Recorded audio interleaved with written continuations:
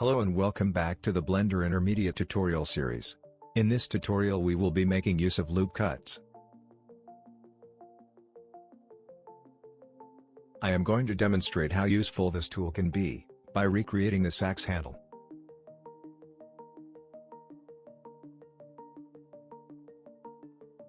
Let's scale the cylinder to a similar scale of the handle. Let's press C and select wireframe mode. Whilst in edit mode, hold Ctrl and press R.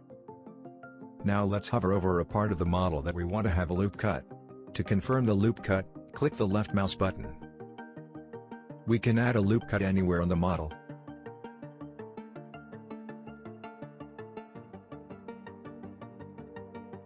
We can also add multiple loop cuts that are spread out evenly over the model. To do this, either use the mouse wheel or hold Ctrl and press plus on the numpad.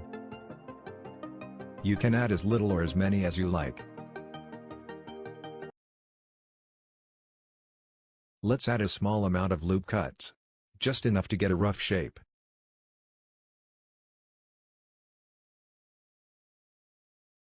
Now we add some extra loop cuts in the places that will need more geometry.